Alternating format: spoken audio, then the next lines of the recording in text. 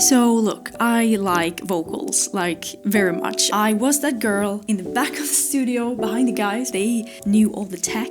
It took many years for me to learn it myself. Gradually, year after year, I learned to find my own unique style and how to actually process vocals good enough for releasing them on Spotify. I was like, how can I package these into something easy to digest and learn from?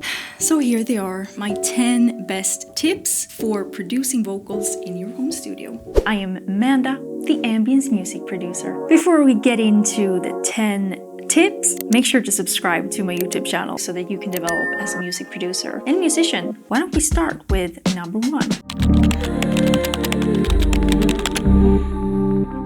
When I started out, like before I knew anything about music production, I couldn't tell the difference between Foo Fighters or Post Malone or Britney Spears. As you grow your experience as a producer, half of it is listening to music. That will for sure get you new ideas and widen your perspective on what you can actually do with vocals. The one way that I have learned the most is actually by doing this. Where are the harmonies? Where are the choir? Where's the lead? Is it straight in your face? Is it out on the sides? Is it way in the back? You know, it can be really anything. So you can learn a lot by just listening. Don't be afraid to explore.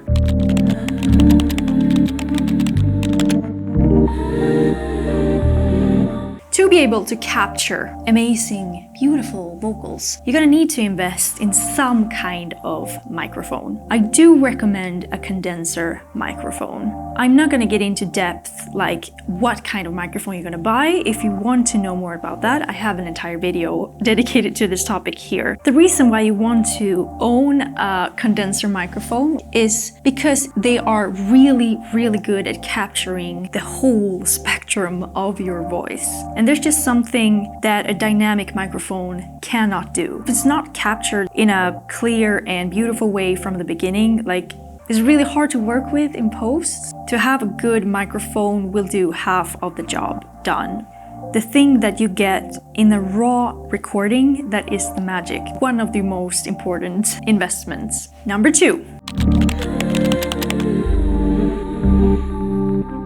I know this is boring as but this is important. If you come prepared to the day you're gonna record something, it's gonna just go so much smoother. Make sure to practice the parts you're gonna sing. Practice your lyrics. Warm up your voice a little bit before you start to sing, just to not get those cracks. Really just not to harm your vocal cords because they are super sensitive. Be kind to yourself, like take the time to practice and warm up. There are tons of videos on YouTube. Another thing you want to prepare is to set your microphone in a suitable height. You don't want it to be too low because then you will push down your vocal cords. You don't get as much air as you would like.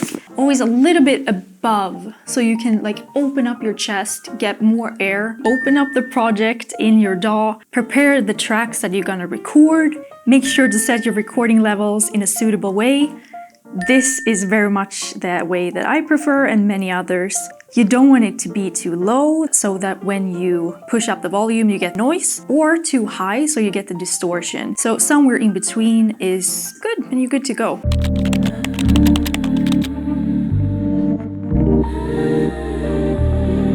Oh, come on! Is it really that important? Yes, yes, it is that important. You make sure that you don't get any plosives like hard P's or F's, basically shooting air when you sing. So this is just a very, very cheap and easy solution, but it's super effective.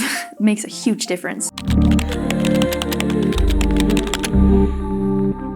You can very much experiment with the placement of your microphone in the room that you are recording. I know we are not recording like in Abbey Road Studios. It's more about knowledge. Just experiment away. You will hear a huge difference depending on where you stand. You know, we have closets, we have clothing, there are rugs, there are duvets that you can use to just cover up places in your room that needs to tone down the reflections a little bit. One thing is to stay away from very hard surfaces like windows, mirrors, and stuff like that, because sound waves really bounce at these kinds of surfaces, so you don't want those reflections in your recordings. Stay away from corners if it's not treated, because what happens in a corner when you sing very loud is that you get a bass trap, and as you sing, the sound will kind of mush together because it gets collected in the corner.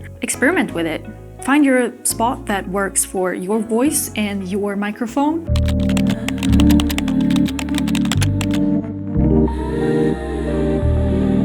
There are some ways to work with your vocal technique to create different sounds in your microphone without doing any processing at all. Let me demonstrate.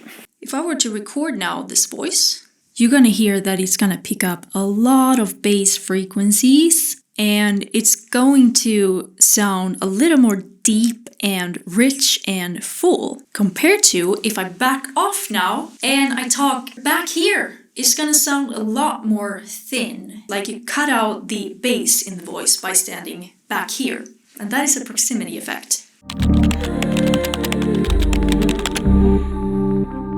By recording not just one take of your beautiful voice, you record multiple and you stack them onto each other so you get these layers. Never ever copy and paste a phrase that you have recorded. When you have two identical recordings next to each other, they will cancel each other out, so it's gonna sound super weird. You can try it if you want to, actually, to see what it sounds like and what happens if you just copy paste. With a trained ear, you're gonna start recognizing that sound. Instead of doing that, you're gonna layer your voice. If you sing a phrase and then you try to repeat that phrase exactly the same way you did again. By doing that, you get a much richer and fuller production with your beautiful voice. If you're doing this for the very first time, there can be some trial and error, and that is totally fine. That's something you're gonna have to practice. It's basically the same as singing harmonies with another person. You're gonna have to practice that timing and get the phrases the same way that the other voice is. Once you nail that, you can have really cool productions and harmonies and widths and depths, and just go for it.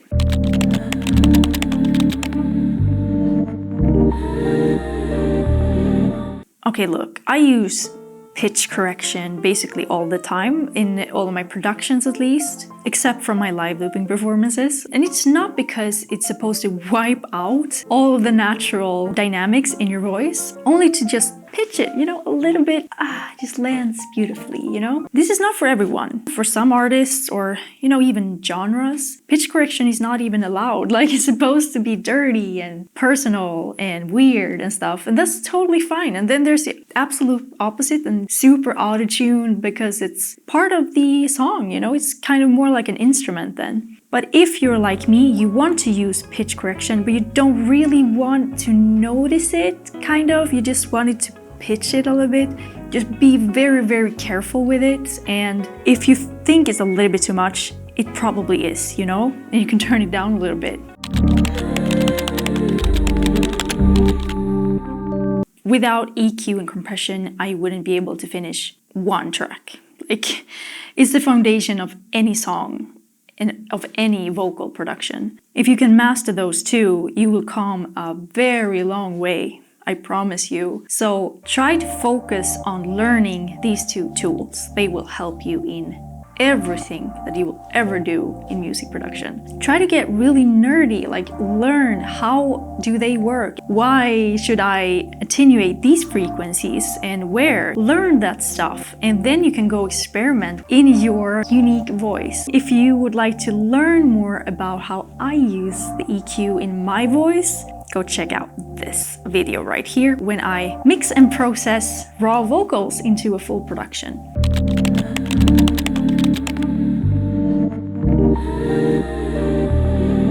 Use reverb and delay, but use it wisely. If you use too much reverb, it's just going to be an absolute mess to get rid of later. Using reverb can really create depth and atmosphere.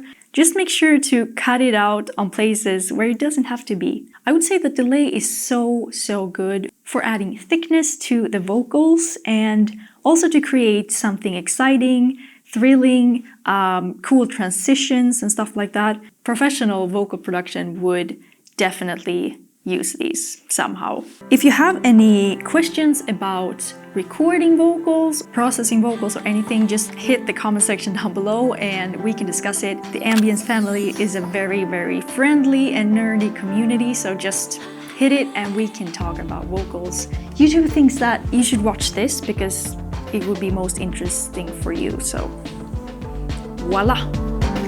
See you!